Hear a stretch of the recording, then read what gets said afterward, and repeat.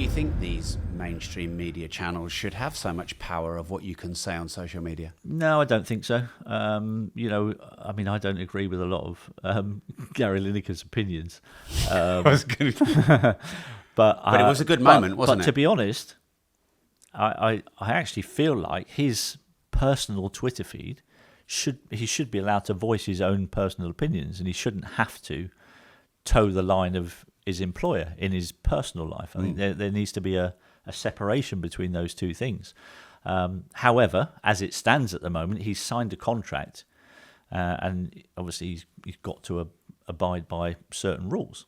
And when he kind of steps over that line, then he comes in for criticism. But personally, I think they should look at those contracts again and actually let people have their own opinion on their personal feeds. And why don't they?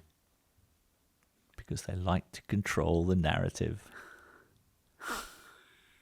I mean, is there an argument that they're paying you and they write whatever they want into the contract because they're paying you? Well, that's the thing.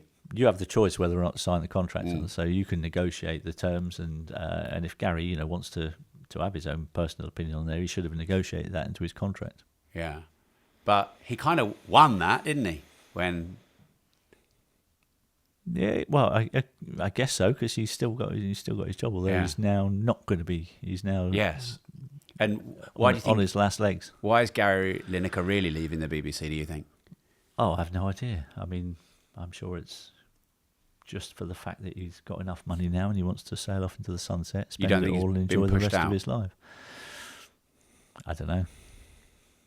We'll probably find out all these things after Garry passes away. You think there's some skeletons in the closet? Oh my God!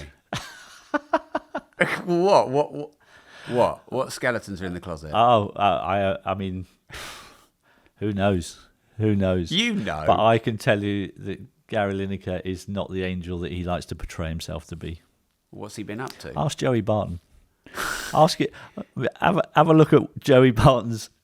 Have a look at Joey Barton's feed and where he has a go at Garry Lineker and challenges Garry to come back and have a go at him, and Garry won't have a go at him because Garry knows he's not as pure as driven snow.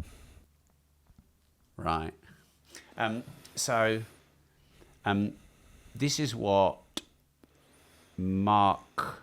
it's Paul Merson. Oh, yeah.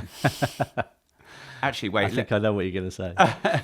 Oh, no, I'll get the Mark Lawrenson one, because Mark came down here. I've been a Liverpool fan my whole life. It was great to hang out with Mark. What a player he was, by the way. What a player.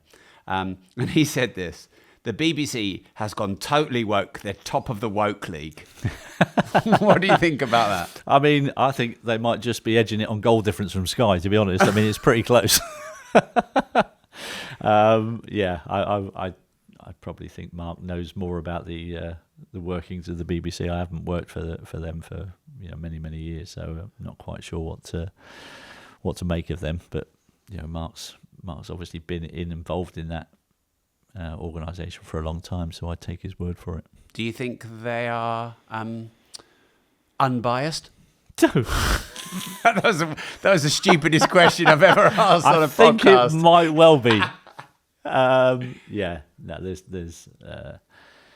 There's not anything about the BBC that isn't unbiased. They are totally biased, and basically they actually outright lie quite a lot. What have they lied about, the BBC? Oh, all sorts of stuff. They've lied about. Well, let's start. If we go back as far as the weapons of mass destruction. They lied about that, as did the government, and they collude with the government when they need to lie about things.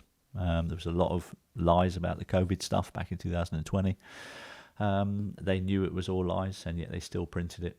I have no time for that organisation whatsoever. They will never get another penny off me. So what's the agenda behind the BBC then? I don't know. They're just a propaganda arm of the government, and they try their best to deceive people into thinking that they're not that. But it's become abundantly clear over the last few years that that's exactly what they are, and people have lost a lot of respect for them. Do you think that the BBC are at the start of the end and they're dying because of podcasts and independent media? Yes. And not before time.